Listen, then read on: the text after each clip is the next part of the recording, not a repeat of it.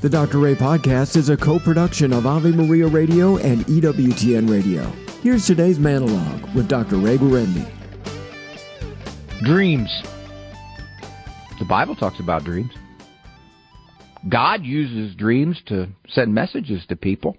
Very common.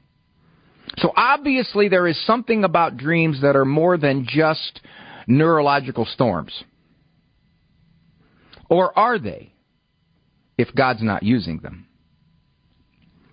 Psychology has always been interested in dreams, dream interpretation, and it's got its roots back with Freud.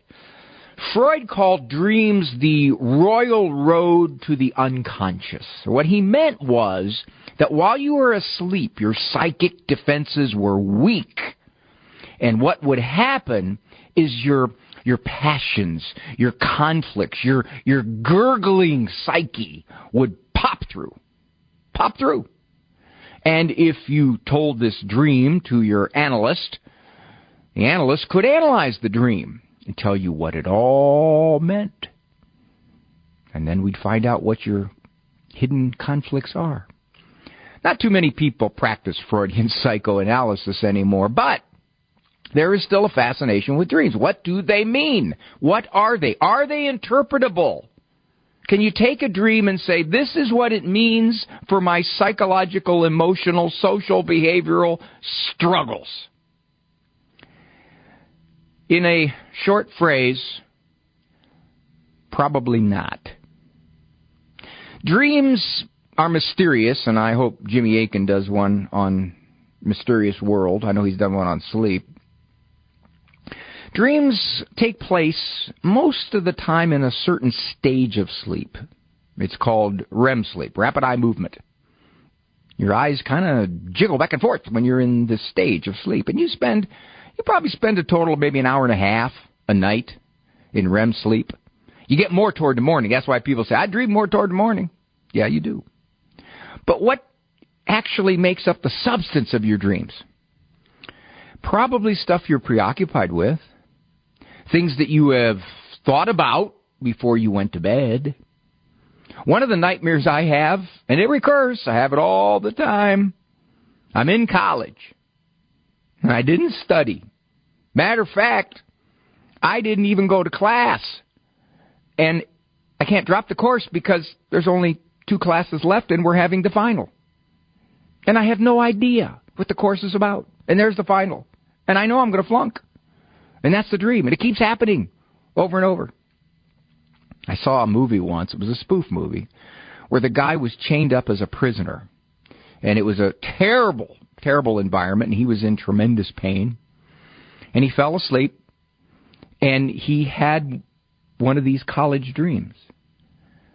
He woke up all shook up.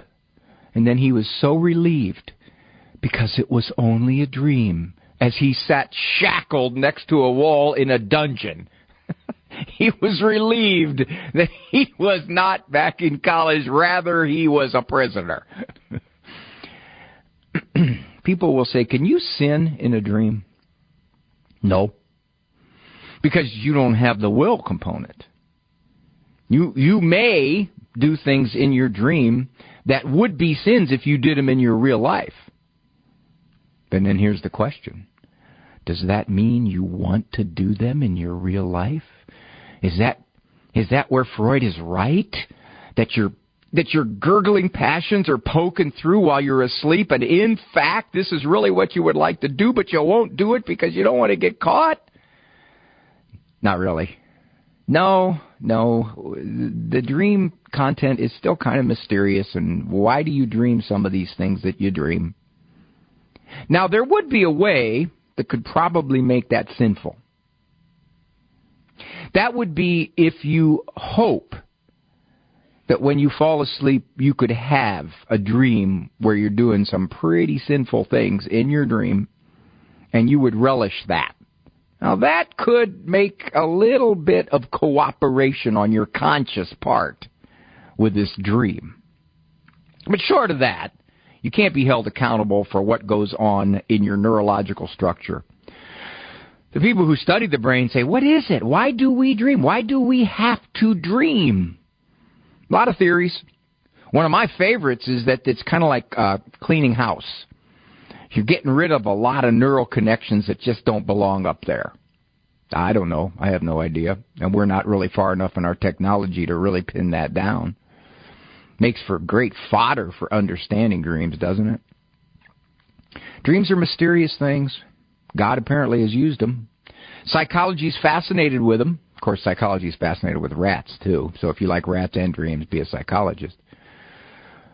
But in fact, they're just some aspect of our brain wiring, our brain chemistry, that seems to go a little haywire at night.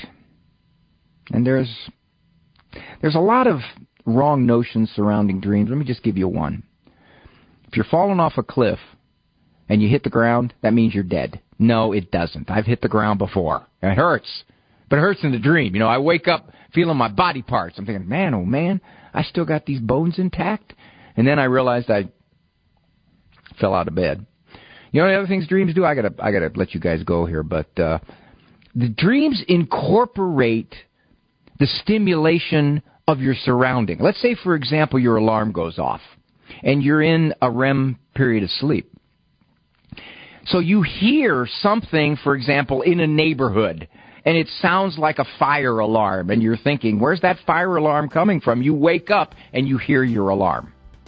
That happens a lot. People incorporate the stimulation around them into the dream. More of Dr. Ray's Monologues can be found on his website, drray.com. Monologues as well as full-length programs of The Doctor Is In can be heard at AveMariaRadio.net and EWTN.com/radio.